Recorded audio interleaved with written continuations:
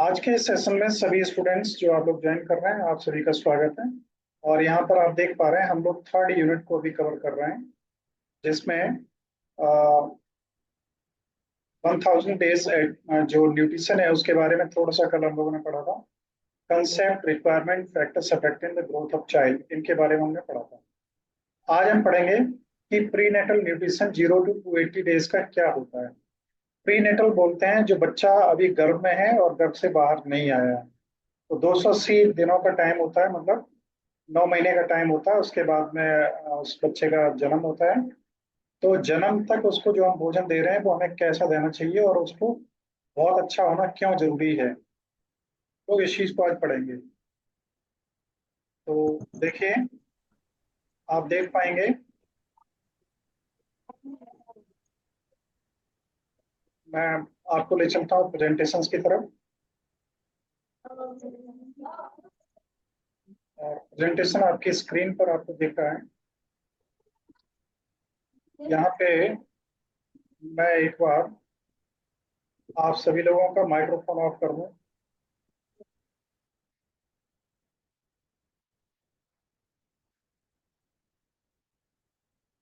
देखिए, आज ये हमारी सेकेंड क्लास है, एक कल हो चुकी थी। So my greetings to all of you who are joining this session. I will proceed now. If you have any question, you can write down in your copy, and you can ask when I will complete this today's presentation. What we will learn today? आज हम क्या सीखेंगे? हम सीखेंगे कि unit 3 का B part है, जिसमें प्री नेटल जन्म से पूर्व, मैंने हिंदी में भी इसीलिए लिख दिया है कि आप कतई डाइवर्ट ना हो। तो प्रेगनेंसी के दौरान हमारे जो भोजन की रिक्वायरमेंट है वो कैसी होती है, हम उसको लेके चलेंगे यहाँ से आगे। ठीक है ना? देखिए, अब यहाँ पे आप देखेंगे तो प्री नेटल में क्या है कि prenatal development is the growth of a single cell zygote formed by the combination of sperm and ova into a baby. जब फर्स्ट टाइम स्पर्म और ओवा जो होता है, एग होता है वुमेन्स के बॉम्ब में, तो उनका जो मिलन होता है उसके बाद में सबसे पहला एक सिंगल सेल्ड जो एक वो बनता है, उसको जाइगोट कहते हैं। और इसका यूट्रस में इम्प्लांटेशन होता है, और इस प्रोसेस को कंसीविंग कहते हैं। कहते हैं कि उसने गर्भ धारण कर लिया। इसमें दो शब्द हैं। Word prenatal comes from the letter pre means before and natus means birth. तो मतलब बिफोर बर्थ, तो जन्म से पहले का है प्रीनेटल, है ना। ज्यादातर शब्द इंग्लिश में जो है वो लैटिन से ही आए हैं। तो इसमें हम पढ़ेंगे कि बच्चे का जन्म लेने से पहले उसको जो भी न्यूट्रिशंस की जरूरत है, कौन कौन से न्यूट्रिशंस की और कैसी कैसी आवश्यकता होती है। तो यहाँ पे comprehensive improvement in the nutrition and health status of women before during pregnancy will contribute to optimal. तो क्या है कि बच्चे के पैदा होने से पहले जो हम मदर को प्रेगनेंसी टाइम पे न्यूट्रिशन देते हैं, उसी के द्वारा उस भ्रूण की, फीटल की ग्रोथ होती है। फीटल बोलते हैं भ्रूण, उसकी ग्रोथ होती है। बच्चे का जन्म अच्छी तरह से होता है। उसकी प्रीनेटल मतलब पैदा होने से पहले जीवित रहने की उसकी संभावनाएं ज्यादा बढ़ती हैं, और वो लंबे समय तक माँ और बच्चे के लिए लाभदायक होता है। और इसी 280 टाइम के पीरियड में स्पाइनल कॉर्ड, स्कल मतलब खोपड़ी, ब्रेन, और ये सब चीजें कुछ एक हफ्ते में ही, मतलब 9 महीने के पीरियड में कुछ एक हफ्ते में ये सब चीजें बन जाती हैं। तो इन्हें बनने के लिए कौन कौन सी चीजें चाहिए, उस समय वो मदर को ज्यादा ज्यादा मिलनी चाहिए। इनमें फॉलिक एसिड की बहुत ज्यादा रिक्वायरमेंट होती है, और ये पर्याप्त मात्रा में मदर को मिलना चाहिए, और मदर के द्वारा ही बच्चे को फीड होता है, तो मदर को ध्यान रखने की जरूरत है। अब प्रीनेटल जो न्यूट्रिशन है 0 से 80 दिनों का, इसमें क्या है कि आपका खाना पीना आपकी अपनी पसंद और चॉइस के बजाय बच्चे के लिए क्या बेहतर रहेगा उसके हिसाब से ध्यान करके करना चाहिए। और ये खाना पीना लगभग 40 हफ्ते या 280 दिनों तक चलता है। और ये मदर और उसके गर्भ में पैदा हो रहे बच्चे दोनों के हिसाब से जरूरी होता है। ठीक है, मैं थोड़ा सा यहाँ पे रुकूंगा, एक अर्जेंट कॉल आ रही है।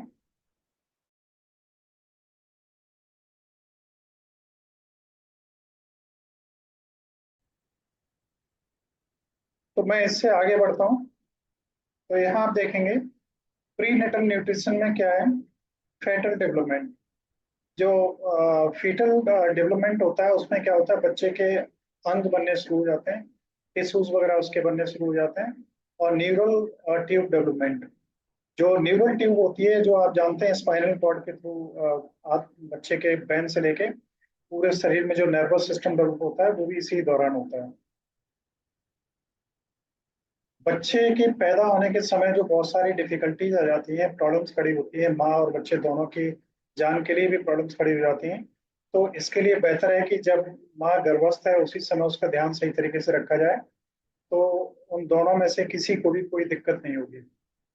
और इस समय प्रॉब्लम्स क्या होती हैं, देखिए, अगर आयरन, जिंक, कैल्शियम इनकी किसी की भी कमी है, सबसे ज्यादा इन्हीं का यूज होगा बच्चे के डेवलपमेंट के लिए। तो आयरन आप जानते हैं ब्लड सेल्स बननी है, ब्लड बनना है, और ये तमाम चीजों में होता है।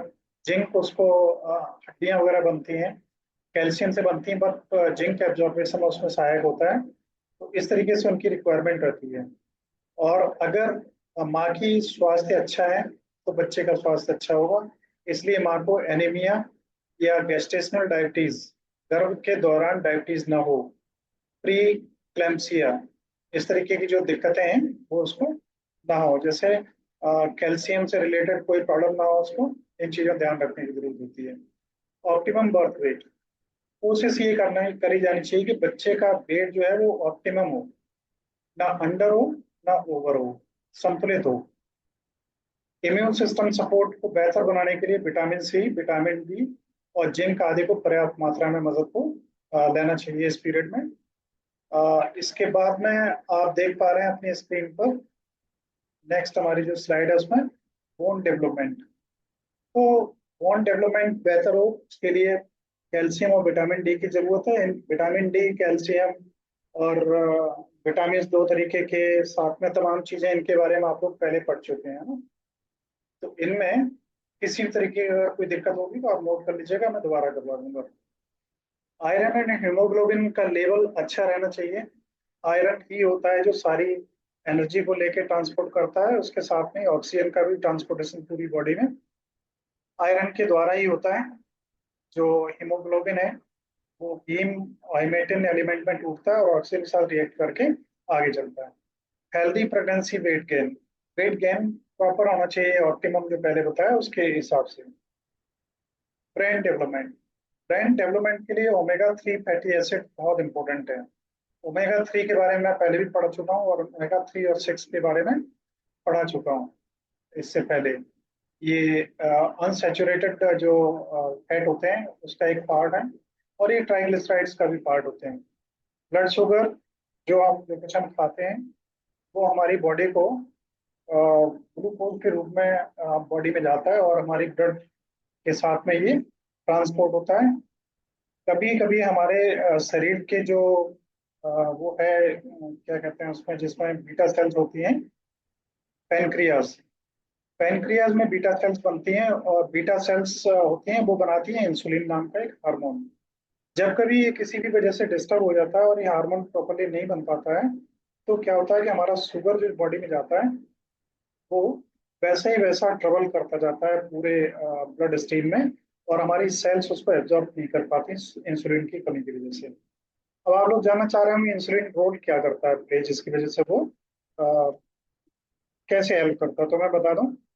आप ऐसा मान लीजिए कि इंसुलिन एक अ, वो है, कोरियर बॉय है। ये जाता है और सेल के दरवाजे को खटकाता है, गेट खुलता है, उसके बाद एनर्जी उसको दे दी जाती है। अब गेट को खटकाने वाला ही व्यक्ति आपके साथ में ना हो तो एनर्जी का कैसे कहाँ तक पहुंचेगी, यही रोल होता है सीधा सा इसका इंसुलिन का। तो वो नियंत्रित रहनी चाहिए।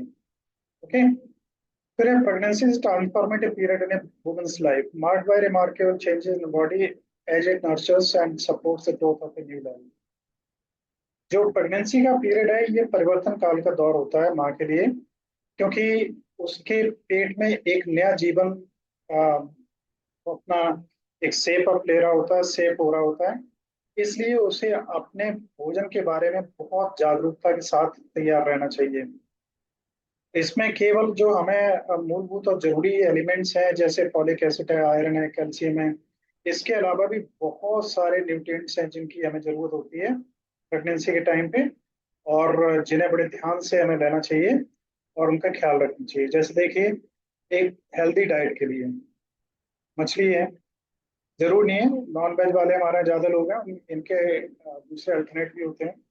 ये जो कुछ आप देख रहे हैं, बीन्स वगैरह देख रहे हैं, और ये मक्का वगैरह है, ये जो भी खाने का आइटम है, देखिए इसमें कहीं भी न तो वो है फिंगर चिप्स हैं, ना कहीं पे चौमीन्स हैं, ना कहीं पे पाव भाजी है, ना कहीं पे बड़ा है। वो चीजें कहीं नहीं दिखाई दे रही हैं खाने में। ये आपके खाने में कहाँ से घुस गई हैं, ये समझ में नहीं आता। और इसी ने सब कुछ खराब कर दिया है। तो इसको थोड़ा सा मेंटेन करके चलेंगे आप लोग, है ना। मैं उम्मीद करता हूँ आपकी पढ़ाई की सार्थकता केवल पास होने तक नहीं रहनी चाहिए, इसे आप लाइफ में उतारिए। अब एक चीज मैं आपको बता रहा हूँ, जैसे आलू है। आलू जो हमारे सैनिक तिब्बत वगैरह में रहते हैं, टेम्परेचर -50, -10, -20 होता है। ऐसे में कोई भी ताजी फल सब्जी वो खा नहीं सकते, आलूओं को भी सुखा के उनके लिए रखना पड़ता है। तो जिनकी बेबसी है कि उन्हें सूखा खाना ही है, अंग्रेजों को सारा पैक्ड मटेरियल खाना ही है, तो वो लोग खाएं। हम तो बहुत अमीर हैं, हमारे यहाँ हर चीज ताजी तैयार है, तो हम उनकी नकल क्यों करते हैं। ताजी और पैक्ड में अंतर क्या होता है वो भी मैं आपको बता दूंगा। देखिए, आप तरबूज ताजा खा रहे हैं, कैरेट ताजी खा रहे हैं, या मूली ताजी खा रहे हैं, या भिंडी ताजी खा रहे हैं, तो इसमें क्या होता है, लिविंग एंजाइम्स होते हैं। वो लिविंग एंजाइम्स हमारी बॉडी में जाके बहुत बेहतर तरीके से रिएक्ट हो पाते हैं, सही तरीके से हमारे पाचन शक्ति को एडजस्ट कर लेते हैं।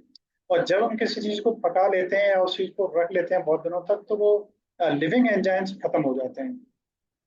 तो लिविंग एंजाइम्स की हमारी बॉडी में बहुत ज्यादा आवश्यकता होती है। देखिए, व्हाट टू ईट, क्या क्या खाना चाहिए। Green vegetables, beans and lentils, dry fruits, milk, yoghurt, food. और what not to eat, an excessive amount of caffeine. बहुत चाय कॉफी नहीं लें। अनकुक्ड फूड, बिना कुक किया हुआ फूड वो ज्यादा न लें। रॉ एग्स, कच्चे अंडे न लें। बीड़ी तंबाकू नशा पत्ता न करें, है ना। और रॉ फिश एंड मीट, कई लोग कच्ची मछलियां और मांस खा जाते हैं, समझिए, क्योंकि बॉडी में उस समय एनर्जी बहुत ज्यादा है, जो आपके फीटस पल रहा है, गर्भ पल रहा है, उसको चाहिए होती है। अदरवाइज वो एनर्जी आपके खाना पचाने में लग जाएगी, गर्भ आपका सही तरीके से डेवलप नहीं हो पाएगा।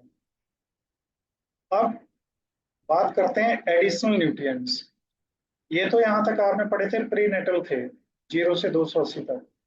अब 280 के बाद में 281 से 1000 दिन तक जो रिक्वायरमेंट है वो क्या होगी। इसमें folic acid, iron, zinc, calcium, vitamin C और विटामिन डी, इनकी विशेष रूप से आवश्यकता होगी। इसके अलावा और भी बहुत सारे जो न्यूट्रिएंट्स हैं, उन्हें भी ध्यान रख के चलने की जरूरत है। इसमें अब हमें कैल्शियम है, प्रोटीन है, विटामिन सी है, हेल्दी फैट्स हैं, फॉलिक एसिड है, और होल ग्रेन्स है, आयरन है, ये लेके चलने की जरूरत है। ओमेगा 3 फैटी एसिड बहुत ज्यादा हमें चाहिए। ये कैनेडा ऑयल में होता है। और मैं आपको सबसे सस्ती और सबसे अच्छी चीज बताऊं, एक अलसी आती है। अलसी में सबसे ज्यादा ओमेगा 3 फैटी एसिड होता है। इसको अगर आप यूज करें, ये अखरोट खाना, चिया के सीड्स, ये फ्लैक्स सीड यहाँ लिखा हुआ है देखो, ये ही अलसी होती है। ये हमारे यहाँ बहुत सस्ती मिलती है और सबसे बेहतर होती है। नेक्स्ट, विटामिन डी आप पढ़ चुके हैं, कैल्शियम के एब्जॉर्बेशन के लिए जरूरी है। बच्चे की हड्डियां तो तब बनेंगी जब कैल्शियम एब्जॉर्ब होगा, और कैल्शियम एब्जॉर्बेशन के लिए विटामिन डी होनी चाहिए, और विटामिन डी हमें सूर्य की रोशनी से मिलता है। तो हम सूर्य की रोशनी में अगर कपड़े उतार के लेटते हैं, तो हमारी जो एपिडर्मिस सेल्स हैं, वो ही इस तरीके के वो बनाने शुरू कर देती हैं, है ना।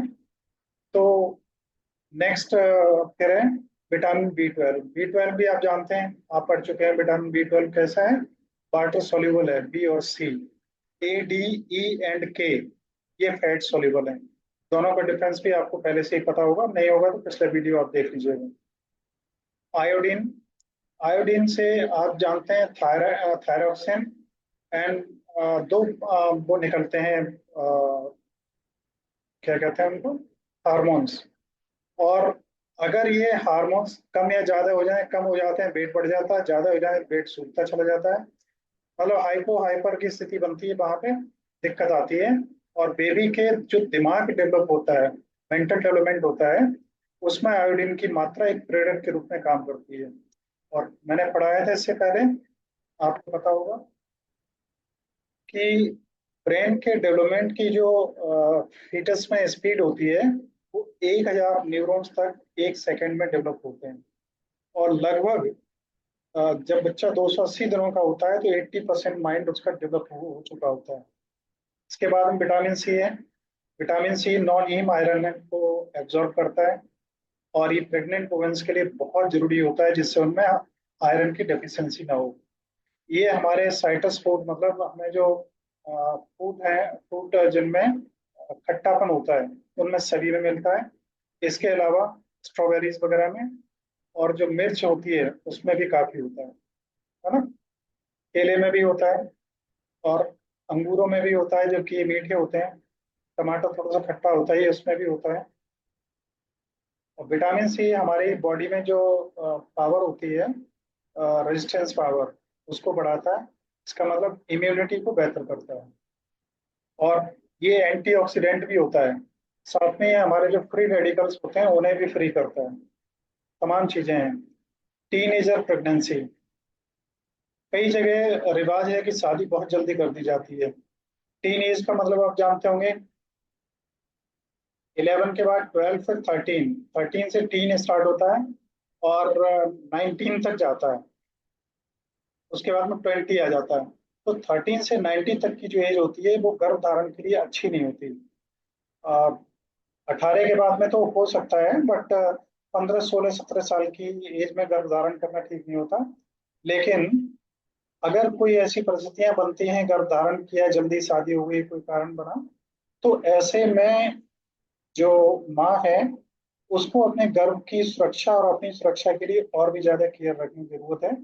क्योंकि ये वो पीरियड होता है जहाँ पे उसका खुद अपना विकास हो रहा होता है, माँ का। क्योंकि लगभग 18, 19 साल तक और बहुत सारे अंग के पार्ट्स, लंबाई बढ़ती है हमारी, और बहुत सारी चीजें डेवलप होती हैं। तो उसे हमें खुद को बढ़ना होता है, फिर गर्भ भी पल रहा है, तो यहाँ पे दो चीजें डबल हो जाती हैं। नेक्स्ट, मल्टीपल प्रेगनेंसीज होती हैं। प्री एग्जिस्टिंग मेडिकल कंडीशंस, अगर पहले से ही आपको हाइपरटेंशन, मोटापा या डायबिटीज वगैरह की प्रॉब्लम है, तो आपको गर्भ धारण में काफी दिक्कत आएगी। इसलिए आप इसमें इसको सोच समझ के करें, ध्यान से करें।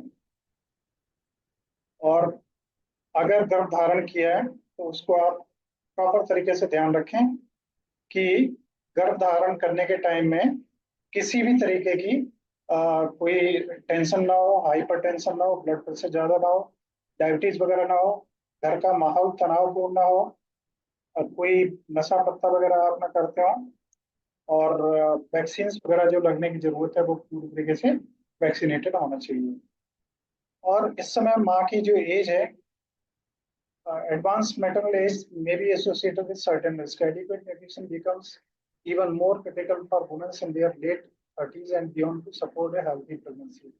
देखिए, 21 साल से 30 साल तक का जो पीरियड है, वो प्रेग्नेंट होने के लिए सबसे आइडियल पीरियड है। इसके बाद 30 के आगे बढ़ने पे क्या होता है कि कई कॉम्प्लिकेशंस खड़े होने शुरू हो जाते हैं, क्योंकि बॉडी हमारी बहुत ज्यादा ऐसी हो जाती है कि वो ज्यादा नए डेवलपमेंट को सपोर्ट करने की स्थिति में नहीं होती है, और फिर प्रॉब्लम्स होती हैं। सब्सटेंस यूज, किसी भी तरीके का नशा पत्ता अगर आप करेंगे तो उसका सीधा सा असर बच्चे पे पड़ेगा। स्ट्रेस और मेंटल हेल्थ भी आपकी बेहतर होनी चाहिए। इस समय आपको किसी भी तरीके का तनाव या कुछ भी नहीं होना चाहिए, और आपको होलिस्टिक डेवलपमेंट की तरफ ध्यान रखना चाहिए। इसके साथ ही ये सेशन यहीं पे कंप्लीट होता है। और मैंने थोड़ा सा फास्ट लेके चला था। करीब 25-30 स्लाइड्स थी जो इसमें कंप्लीट हो गई हैं। और यहाँ से मैं प्रेजेंटेशन को बंद कर रहा हूँ। अगर आपका किसी का कोई क्वेश्चन है तो वो पूछ लीजिए। आपका आधा घंटा पूरा पड़ा हुआ है। ये मैंने इसलिए और रखा है कि आप काफी कुछ पढ़ चुके हैं, आपकी कुछ प्रॉब्लम्स होंगी, तो क्वेरी सेशन आपको पर्याप्त मिल जाएगा। कुछ पूछना है तो आपका माइक्रोफोन अब अलाउड है, you can unmute and you can ask A question.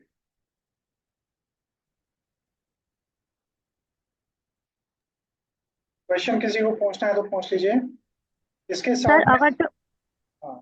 Sir अगर पेरेंट्स में कोई बीमारी होती है क्या वो बच्चों में आती है? कोई जैसे कि बीमारी? फैटी लिवर हुआ या नहीं नहीं, ये बीमारियां आमतौर पर बच्चों में नहीं आती हैं। लेकिन अगर कोई हेरिडिटिकल बीमारियां होती हैं तो वो जरूर आती हैं। फैटी लीवर कोई हेरिडिटिकल नहीं है। लेकिन ये है कि अगर आपका फैटी लीवर है तो आपको खाना नहीं पचेगा, दिक्कतें होंगी। खाना ही नहीं पचेगा तो बॉडी में एब्जॉर्ब नहीं होगा, और एब्जॉर्ब नहीं होगा तो बच्चे को क्या मिलेगा? दिक्कत बढ़ेगी उसके लिए। लेकिन बच्चे को फैटी लीवर होगा ऐसा नहीं। सर ये जो आपने लास्ट में एंजाइम वाला वर्ड बताया था उसके बारे में सर 2 मिनट बता सकते हैं आप हमें? मैंने ये कहा था कि अगर आप कोई ताजी फल सब्जियां वगैरह खाते हैं तो उनके अंदर जो एंजाइम्स होते हैं वो लिविंग होते हैं, जीवित होते हैं। जीवित जी। एंजाइम जब आपके शरीर के अंदर जाते हैं तो वो बहुत अच्छी तरीके से रिएक्ट करते हैं। और उन्हीं को जब आप पका लेते हैं, मार के खाते हैं, तो वो चीज नहीं रह जाती है। इसलिए फल ज्यादा खाने चाहिए। सब्जियां और जितनी चीजें आप अपने सलाद वगैरह में ले सकते हैं वो लेना चाहिए आपको। जी। लेकिन सर सब्जियां तो हमेशा पकाकर ही खाई जाती है ना? सब्जियां पकाकर खाई जाती हैं, लेकिन सब्जियों में भी मैं आपको बता दूं, जी। बहुत सारी सब्जियां ऐसी हैं जिन्हें आप कच्चा खा सकते हैं। जैसे हाँ कैबेज है हाँ। ना? हम्म। आप पालक कुकुम्बर। पालक है उसको भी, और बहुत सारी मूली है, खीरा है, ककड़ी है, और सलाद में आने वाली बहुत सारी चीजें हैं। हाँ मतलब इवन। सैलेड जो भी है। Yes sir. हाँ जी। और कोई? नो सर, इतना तो- और किसी कोई क्वेश्चन? आप लोग एक एक्सपेरिमेंट करेंगे क्या कल? जैसे sir. Yes sir. Yes sir. आपको आनंद आ जाएगा, सभी को एक बार करके देखिए आप। आपने खूब पेटीज, पेस्टीज, बर्गर, पिज्जा वगैरह खाया होगा। आप आज क्या करिए, शाम को थोड़े से चने, थोड़ी सी मूंग या मसूर की दाल हो उसे, इन्हें भिगो दीजिए। और इसी के साथ में जितने आपको इच्छा हो एक बर्तन में डाल दीजिए आप। कल्पना, माइक्रोफोन ऑफ करिए। एक मुट्ठी भर आप डाल दीजिए उसके दाने, इसके क्या कहते हैं, ये मूंगफली दाल के के। दाने, उन्हें भी भिगो लीजिए। और उसके साथ में उसमें थोड़ी सी किशमिश डाल दीजिए जो फूल जाए। उसी में कुछ बादाम बादाम वगैरह हो तो उन्हें डाल दीजिए। कल्पना। बैकग्राउंड से बहुत आवाज आ रही है, समझ नहीं आ रहा। ऑफ कर लीजिए जो भी है ग्रुप पर। अभी मैंने किया हुआ है, ये लोग ध्यान नहीं देते हैं फिर। तो इन सभी जी। को भिगो लीजिए। और जी कल सर। सुबह इन सभी को आप डालिए। और इसमें आप मूली काटिए थोड़ी सी, इसमें आप प्याज थोड़ा सा काटिए। और उसके अंदर अगर वो कट्टी वो मिलता है, क्या नाम, ये क्या कहते हैं, कैरेट, गाजर, उसको डाल लीजिए। और उसी में खीरा मिल जाए तो उसे डाल लीजिए। और सब कुछ मिला के, और इसमें वो जो होगी ना किशमिश, वो मीठापन पैदा कर देगी। तो फिर आप इसको खाइए। और इसको खूब अच्छा। पेट भर के खाना, मतलब थाली भर के बनाना, थोड़ा बहुत नहीं। और फिर आप देखना है कि आपकी एनर्जी का लेवल खाने के बाद भी बढ़ेगा, आपको नींद नहीं आएगी। और एनर्जी का लेवल बहुत बढ़ा हुआ मिलेगा आपको। और आप आपके अंदर से मतलब मन में बड़ा अच्छा एहसास होगा कि आपका पेट भी पूरा भरा हुआ है, किसी चीज को खाने का मन भी नहीं चल रहा है, और कोई नींद भी नहीं आ रही, और आप जितना काम करना चाहें आप कर सकते हैं। इसे करके देखिए एक बार। सर सर जैसे मैंने ज्यादातर यही देखा है कि जो हम ड्राई फ्रूट्स वगैरह होते हैं उनको हम भिगो कर खाते हैं। ऐसा क्या होता है जैसे हम भिगो कर खाते हैं जैसे मतलब चने वगैरह जो भी हैं भिगो कर खाने से ऐसा क्या हो जाता है? उनमें क्या प्राप्ति होती है ऐसे? क्वेश्चन पूरा हो गया आपका? जी अगर बैकग्राउंड में आवाजें आए तो आप माइक्रोफोन ऑफ कर लीजिएगा। जी ठीक है। जी बिल्कुल। देखिए, क्या होता है कि जब फ्रूट्स को आप ड्राई करके खाते हैं, जी सूखे रहते हैं, तो आपके पेट में जाने पे उन्हें पाचन के लिए बहुत पानी चाहिए होता है ना। जी अब जी पानी ही चाहिए और आपने खाना खाया और आप रात को 10 बजे सो गए, उसके बाद में पानी की आवश्यकता पूरी नहीं हो पाई, और पानी की आवश्यकता पूरी नहीं हुई तो वो क्या पचेगा प्रॉपरली? नहीं पच पाएगा। फिर वो सड़ेगा, क्योंकि उसको मतलब बाहर तो निकलना ही है 12 घंटे के अंदर। तो वो सड़के जाएगा, और सड़के जब आपकी छोटी आंत में जाएगा तो वहां पे विषैले टॉक्सिन्स बनेंगे जो आपके शरीर को हार्म करेंगे, हार्मिंग होंगे। तो अगर आप भिगो के खाते हैं तो आप ये समझिए आधा पाचन आपने पहले से तैयार कर दिया, एक्स्ट्रा पानी की जरूरत नहीं है। और आप एक चीज और देखेंगे, जब सलाद वाली जो चीज मैंने बताई उसे खाएंगे तो आपको प्यास भी नहीं लगेगी ज्यादा, क्योंकि उसमें पानी ऑलरेडी इन सब चीजों में काफी होता है। तो आपको आनंद आएगा। और फिर एक टाइम ऐसा आने लगेगा कि सुबह आप ये सलाद ले लीजिए और दोपहर के समय आप फल ले लीजिए, और शाम को 6-7 बजे एक बार खाना खाइए। बस आप देखिए कितने मस्त तरीके से आपके अंदर एनर्जी डेवलप होती है, आनंद आ जाएगा। सर इसको सुबह भी खा सकते हैं? सुबह ही खाइए। सुबह देखिए, एक चीज और बताऊं, वैसे आयुर्वेद ये सर कहता एम्प्टी है। स्टमक पे लेना है? हाँ, सर सुबह खाली पेट? सुनिए, खाली पेट ही लीजिए। और मैं एक चीज और बताऊं, देखिए आप लोग मेरी बात को थोड़ा सही से समझिए। जी सर। आवाजें आ रही हैं आपके रतन बैकमैन, स्विच ऑफ, हाँ उसको जी। ऑफ कर लीजिए माइक्रोफोन को। मैंने नेचुरोपैथी में 3-4 साल का समय बिताया है, मेरे अपने अनुभव हैं। मैंने बहुत कुछ पढ़ा है। मैंने पढ़ा है एक जो वो थे, क्या नाम है, ऋषि का नाम है, देखो नाम कुछ ध्यान आ रहा है मेरे को, पतंजलि। पतंजलि नहीं, दूसरे हैं। अ, नाम अभी ध्यान नहीं आ रहा, थोड़ी देर में आ जाएगा तो मैं बता दूंगा। उनकी 2 किताबें हैं, एक का नाम है अष्टांग हृदयम और एक का नाम है अष्टांग संग्रहम। ये दो दो किताबें हैं। एक ऋषि थे, उनकी एज 135 साल हो गई थी और मर नहीं रहे थे वो।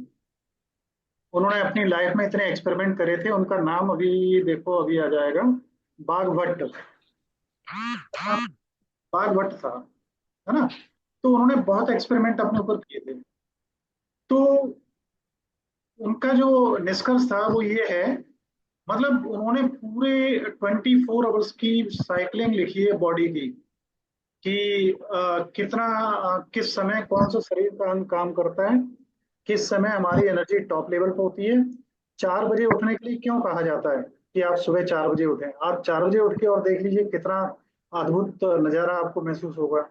हाँ इसका सर, वो थोड़ा सा महसूस होता है, लेकिन हम जब योगा करते हैं, बाकी एक्सरसाइज करते हैं, तो नेक्स्ट डे पर है ना, फिर हमको रात में बहुत थकान, मतलब नींद की बहुत ज्यादा आती है दिन के टाइम।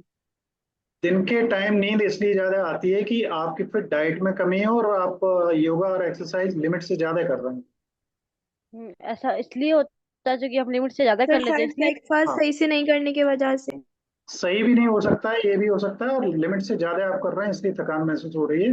दूसरा एक चीज है, अगर शाम तक आपको थकान महसूस होती है तो इसे आप बहुत अच्छा मानिए, क्योंकि आपकी बॉडी रेस्ट तभी कर पाएगी जब थकान अच्छा होगा, है ना। हाँ। हाँ लेकिन जी। थकान ऐसी ना हो कि आप अपना कोई काम में मन ही न लगे। अगर ऐसा हो रहा है तो आपकी एक्सरसाइज में गलती है, ज्यादा हो रही है। अगली चीज हम्म। मैं बताऊं, भागवत जी का कहना है कि शाम के समय हमारा जो पेट है ना, और पेट में जो पेनक्रियाज है, और एक जठर अग्नि होती है जिसको बोलते हैं ना, जिसको एसिड बोलते हैं, वो सबसे ज्यादा अग्नि जो होती है वो तेज हमारे शरीर में सुबह के समय होती है। और इसका संबंध हमारे सीधा पेट से होता है।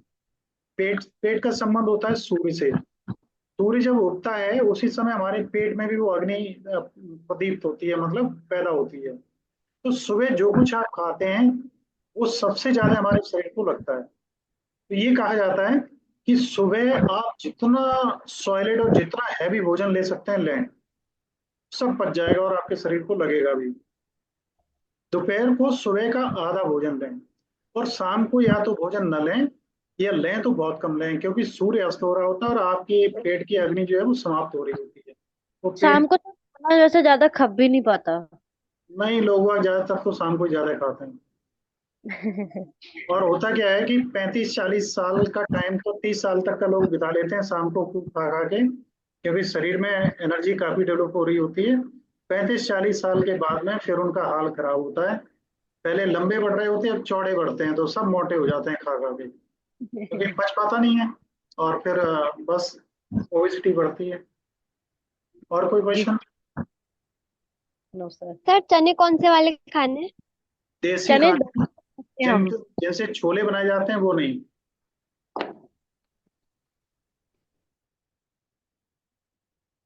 और कुछ? सर मुझे ये पूछना था कि पहले के टाइम में जो कम एजेस में शादी हो जाती थी छोटी उम्र में, और वो हाँ। प्रेग्नेंट भी हो जाती थी, तो उस टाइम पे उनको जो वर्कलोड होता था वो काफी हाई लेवल टाइप होता था, लाइक चक्की पीसना और कुएं से पानी वगैरह भरना। लेकिन आज के टाइम में डॉक्टर उनको रेस्ट रेस्ट करने के लिए बोलते हैं। ऐसा क्यों होता है? देखिए, आजकल सब कुछ क्या हो गया मालूम है? मार्केट बन गया है सब। डॉक्टर्स, पहले दाइयां ही घर पे ही प्रसव करवा लेती थी, हॉस्पिटल नहीं थे। क्योंकि सर आज तक खान पीन भी सही नहीं होता। 80 से 90% जो डिलीवरी घर पे ही होती थी। जी आज सर। आज डिलीवरीज हॉस्पिटल में 99% होती हैं, और वो भी सिजेरियन, है ना? जी।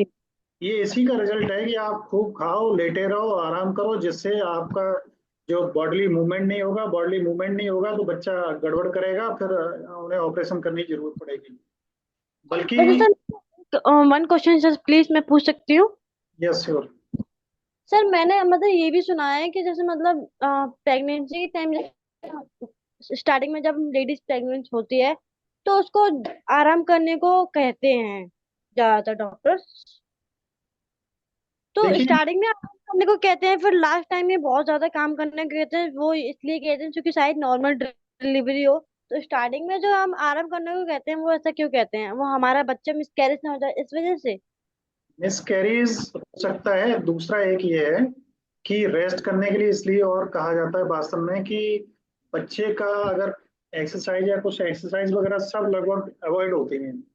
कुछ एक्सरसाइज हैं जिनको बोलते हैं, क्योंकि जो गर्भ में शिशु है उसका मूवमेंट भी होगा। आप जिधर झुकेंगे, जिधर चलेंगे, जो कुछ करेंगे, जंप लगाएंगे जी या जी। कुछ करेंगे, तो डेफिनेटली हाँ। उस कॉम्प्लिकेशंस खड़े हो सकते हैं। रेस्ट आप करने के लिए कहा जाता है, लेकिन रेस्ट का ये मतलब नहीं है कि पूरे समय आप लेटे रहें। आप ऐसी एक्टिविटीज जो हैं भाग दौड़ वाली, गेम्स वगैरह खेलने वाली, इन्हें कम कर दीजिए बस। मतलब उनका ये होता है। ये नहीं है कि आप लेटे रहें ऑल टाइम, वो नहीं है। सर सर खाने खाने के समय हम कितने टाइम बाद पानी पी सकते हैं? ये क्वेश्चन बहुत अच्छा है शशांक आपका। हाँ ये अच्छा है। देखिए, मैं आपको बताऊं, आपने सुना होगा कि खाने के 1 घंटे बाद पानी पिएं, जी सर, मैंने भी सुना है।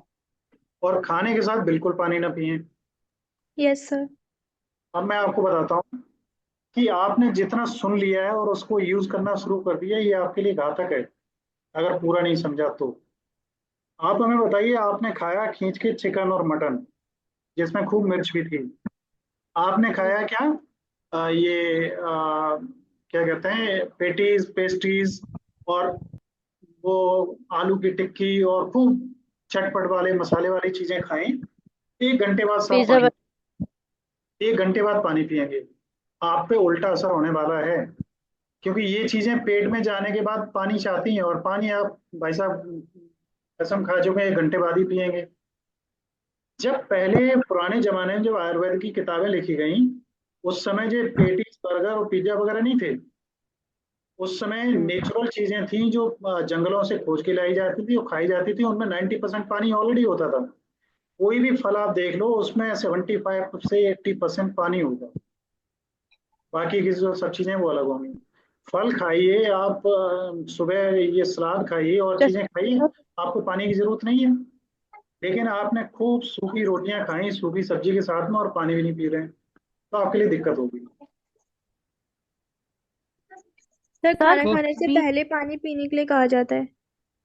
नहीं, खाना खाने से पहले तो पानी बिल्कुल ही नहीं पीना चाहिए, क्योंकि आपके फिर अंदर, तो खाना ही खाएंगे ना आपका हमसे। मतलब ये है कि अगर आपको भूख लग रही है, इसका मतलब पेट में अग्नि भी आपके जलने लगी है भूख को पचाने के लिए।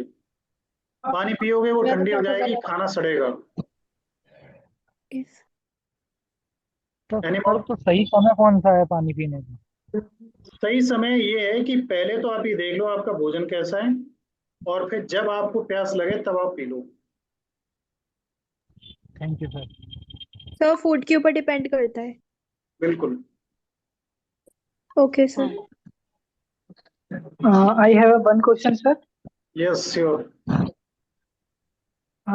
एक्चुअली सर मैंने ज्यादातर कई बच्चों के देखा है जो न्यू बॉर्न बेबी होते हैं, तो उनकी जो जो दिमाग की या इसको खोपड़ी कह सकते हैं सर, वो उसके जस्ट बीच सेंटर में वो जगह थोड़ी सी मतलब खाली खाली सी होती है, मतलब ऐसा कह सकते हैं वहां कि पे उसमें बीच में हड्डी नहीं होती।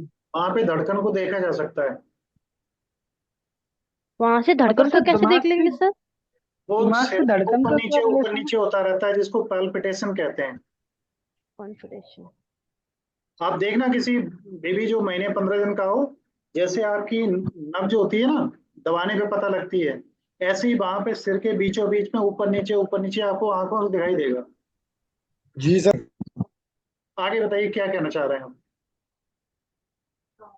हाँ तो सर ये बचपन में तो होता है सर सभी बच्चों के, और जब जैसे हम बड़े होते जाते हैं ये गायब कैसे हो जाता है अपने आप ही? देखिए, स्कल के ऊपर का जो कवर होता है, जैकेट जिसे हम कहते हैं, या स्कल ही कहते हैं जिसको, जिसके अंदर सारे एलिमेंट्स रहते हैं, या कछुआ देखा होगा आपने, तो हमारे शरीर में भी कैल्शियम की कोर जमा होने लगती है और उसकी वजह से हमारा ये मजबूत होता चला जाता है। और ठीक सिर के ऊपर की जगह दोनों कानों के बीच में, दोनों आंखों के बीच में, इमेजिन करिए जहां पे दोनों कानों की लाइन और दोनों आंखों की लाइन जहां पे मिले, सिर पे उंगली रख के आप महसूस करिए वो बीच की जगह जो आपकी टाइट हो चुकी है अब। इसको ब्रह्मरंध्र के नाम से जाना जाता है। किस नाम से? ब्रह्म। ब्रह्मरंध्र। हाँ। यहाँ पे जब आदमी कोई योग करता है या वो मतलब योगा में जाता है या ध्यान करता है, बहुत ज्यादा मेडिटेशन, तो ये सातवां चक्र इसी जगह पे होता है। ये सातवां चक्र अगर उसका एक्टिवेट हो जाता है तो ये कहा जाता है उसकी थर्ड आई एक्टिवेट हो जाती है। इसका संबंध उसी से है। कुछ और पूछना चाह रहे थे आप? सर अगर आज के टाइम की लेडी कोई प्रेग्नेंट है और वो पुराने टाइम के अकॉर्डिंग ही अपना वर्क करे तो उसकी भी नॉर्मल डिलीवरी घर पर हो सकती है या नहीं? ही है, लेकिन ऐसा नहीं है। आज के टाइम में जितना ज्यादा पॉल्यूशन है, जितने खाने वाली चीजें खराब हैं, वो अपने खाने पीने का थोड़ा सा अच्छी तरीके से ध्यान रखे तो डेफिनेटली हो सकता है। हम्म। और किसी कोई क्वेश्चन? एक्चुअली सर मेरा एक क्वेश्चन और है। हाँ। सर मैं गीता को जो हमारी धार्मिक बुक है, मैं गीता और अपनी जो साइंस बुक है, मैं उन दोनों में कंपेयर करना चाहूंगा सर। गीता और अपनी साइंस जो बुक है, अपनी साइंस एंड टेक्नोलॉजी, मैं उस पर कंपेयर करना चाहूंगा सर। क्लियर करिए कौन रोक रहा है आपको। हाँ जी जी सर। इससे क्वेश्चन है सर कि मतलब जो हमारी जो साइंस है वो बोलती है कि जो हमारा शरीर है वो हमारा वो ब्रेन से चलता है, और इसमें हार्ट वगैरह की सब जरूरत तो होती है, और जो प्लांट वगैरह होते हैं वो अ, पानी से बड़े होते हैं, किसी भी चीज से मतलब ऐसा मान सकते हैं। और जो जो गीता है वो गीता कहती है कि जो हमारा शरीर है, शरीर हमारी आत्मा कंट्रोल करती है, और जो होता है वो सब भगवान की मतलब भगवान की मर्जी से होता है। तो सर इसमें हम कंपेयर कैसे कर सकते हैं एक दूसरे में? इसको मैं बहुत अच्छी तरीके से एक्सप्लोर कर सकता हूँ। क्या सभी लोग इंटरेस्टेड हैं इसे सुनने में? यस सर, बताइए yes. Sir. Yes sir. Sir मैं भी कर सकता हूँ सर। देखिए, इनका क्वेश्चन बहुत अच्छा है, थोड़ा सा गहरा है जिसमें जाने की जरूरत है। क्या होता है कि इनका कहना है कि हमारा शरीर जो है वो नियंत्रित आत्मा से होता है, जी। और आत्मा हमें दिखाई नहीं देती। जी। आत्मा का संबंध भगवान से होता है जो हमें दिखाई नहीं देता। तो साइंस कहती है कि जो दिखाई दे, जिसे प्रूव किया जा सके, वो ही सत्य है। ये कहना चाह रहे हैं आप? जी सर, एक्चुअली सर मैं गीता और साइंस दोनों पढ़ता हूँ। नहीं, अच्छी बात है, दोनों का मिलन बहुत जरूरी है। तो मैं आपको एक बात बताऊं, आपने कभी प्रेम किया किसी को? Yes sir. प्रेम दिखा सकते हो किसी को, ये ऐसा प्रेम होता है? एक्चुअली सर, ये तो सर हमारे अंदर के भाव होते हैं इसको। अरे भाव होते हैं, भाव को हमें मतलब दिखाओ, प्रेम या फिर कहाँ होता है, कैसा होता है, दिखा पाओगे? जी सर, मैं समझ गया। नहीं सर, मैं समझ गया क्या कहना चाहते अभी नहीं समझे, अभी मैं समझाना शुरू कर रहा हूँ बस।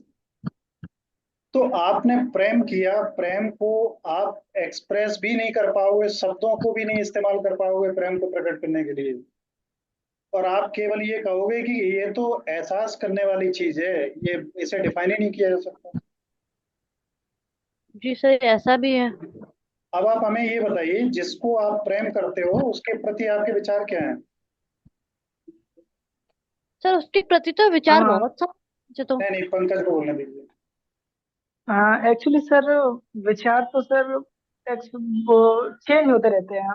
एक्चुअली जब sir relationship, actually sir sorry but आप टीचर हैं, मैं शेयर कर रहा हूँ। हाँ, जब शुरुआत में जब रिलेशनशिप जब स्टार्ट हुआ था तो काफी अच्छे बात थे, और मैं समथिंग पंकज एक तीन बात और साल बताऊं, आप मेरे साथ केवल शेयर नहीं कर रहे हैं, 75 लोग इसमें जुड़े हुए हैं, और ये वीडियो रिकॉर्डिंग में है, इसको ध्यान रखिए। Okay sir. बोलिए आगे। हाँ। तो सर समथिंग जब शुरुआत में हुआ था तो एक्चुअली सर ये एज ही ऐसी है, इसमें इसमें हार्मोन डेवलप करते हैं। तो शुरुआत जब जब हमारा रिलेशनशिप जुड़ा तो काफी मतलब इंटरेक्शन हुआ, मतलब काफी अच्छी अच्छी बातें भी करते थे, लेकिन जब हमारा ब्रेकअप हुआ समथिंग 1-2 महीने पहले हुआ, तो सर एक दूसरे से मतलब काफी दूर हो गए, या तो इस तरफ एक दूसरे से मतलब हेट होने लगी हम दोनों मेरा एक को। क्वेश्चन है। अभी रुकिए, मैं इनकी बात को पूरा करूं। पंकज, मैं यहाँ से आगे हाँ तो बढ़ूंगा, सर, एग्जाम जा रहा है, जी सर बढ़िया। मैं बोलूं। तो देखिए, पहले तो आप इसे प्रेम मानते हो क्या?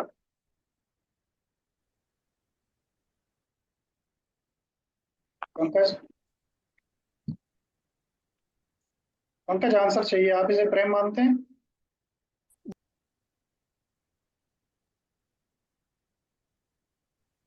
हेलो, सुन पा रहे हैं आप लोग? जी सर। जी सर। जी हाँ सर। जी सर। पंकज, इसे प्रेम मानते हैं आप? जी सर। इसे आप प्रेम मानते हैं, ये प्रेम था? No sir it is attraction. It is just a fascination, अरे अट्रैक्शन, मोह था। मे बी, लव में भी।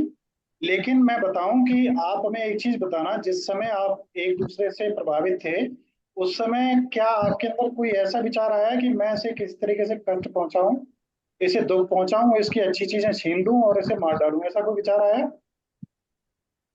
नो सर, ऐसा कभी नहीं हुआ। लेकिन जब से ब्रेकअप हुआ तब से ऐसे ही विचार आते होंगे सब। नहीं सर, मतलब एक्चुअली सर बात देखिए, ऐसी थी कि जब जब आप प्यार में होते हैं तो आप अपनी सबसे बड़ी खुशी उसे दे देना चाहते हैं, उसके सारे दुख ले लेना चाहते हैं। अब आप उसको कुछ देना नहीं चाहते, और उसको जो कुछ मिल रहा है वो और लेना चाहते हैं आप, ऐसा होता है? जी सर।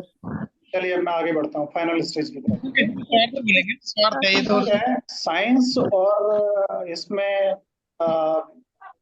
मतलब भगवान में वही अंतर है, जैसे अगर आपको ये दिखाया जाना हो कि पंकज के अंदर जान है, भगवान है, तो आत्मा है पंकज के शरीर के अंदर, तो वैज्ञानिक कैसे देखेगा?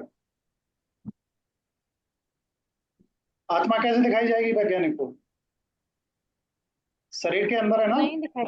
शरीर के अंदर है, तो काटो शरीर को, टुकड़े टुकड़े करो, छोटे छोटे टुकड़े करो, तब आत्मा देखो कहाँ छिपी है। और ये आपको मालूम है, काटते ही आत्मा तो दूर की बात है, वो आदमी ही खत्म हो जाएगा, आत्मा कहाँ रह जाएगी। और यही एक अंतर है वैज्ञानिक में और भगवान में। भगवान को एहसास किया जा सकता है, समझा जा सकता है, जाना जा सकता है, एक वैज्ञानिकों की तरीके से प्रूव नहीं किया जा सकता। विज्ञान काटने में, टुकड़े करने में वो रखता है, और जो प्रेम है वो जोड़ने में विश्वास रखता है, तोड़ने में नहीं। अगर आप जुड़े थे जैसे कि राम और प्रेम कृष्णा था, को फील किया सर। अब आप टूट गए तो वो साइंस है। दूसरी, मैं बहुत ही बहुत लंबा इस पे बोल सकता हूँ, लेकिन अब टाइम पूरा हो रहा है, मैं इससे ज्यादा बोलूंगा नहीं। और सर वेट क्यों कम होता है फिर मरने के बाद? खाने के बाद 250 ग्राम वेट क्यों कम हो जाता है मरने के बाद? मरने के बाद ऐसा मैंने कहीं पाया नहीं है कि 250 ग्राम में एग्जैक्टली वेट कम हो जाता हो। वेट सर बढ़ बल्कि जाता होगा, कम क्यों सर इनको होगा? ऐसा लगता है कि आत्मा में 250 ग्राम वजन होता है। हाँ, ये तो होता सर हुआ लग मुझे ये रहा है। पूछना था। सर मैं कुछ पूछ सकती हूँ? बिल्कुल। सर ये पूछना था, जब लेडी प्रेग्नेंट होती है तो स्टार्टिंग के टाइम में लोग उनको सीढ़ियाँ चढ़ने के लिए मना करते हैं, ऐसा क्यों करते हैं? देखिए, सीढ़ियां अगर चढ़ेंगे तो आपके गर्भ में जो बेबी है, और गर्भ कहाँ होता है? हमारी नाभि के नीचे। सीढ़ियां आप चढ़ रहे हैं, जोर कहाँ पे पड़ेगा? नाभि पर सब। नाभि के नीचे ही पड़ेगा। बच्चे को दिक्कत होगी।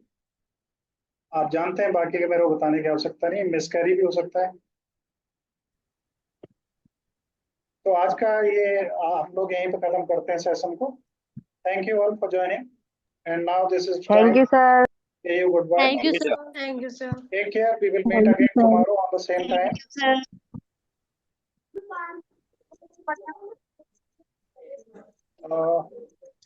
मैं आपकी रिकॉर्डिंग पहले ऑफ करूं। ये सारी रिकॉर्डिंग सब आपको चैनल पे अवेलेबल हो रही है, मिल रही है, आप लोग देखें। Yes sir. Okay, thank you. Sir sir मैं आज लेट हो गई थी इसलिए मुझे पता नहीं थी ये फूड न्यूट्रिशन की क्लास है ना। हाँ, फूड एंड न्यूट्रिशन की है, रिकॉर्डेड आपको मिल जाएगी। ओके।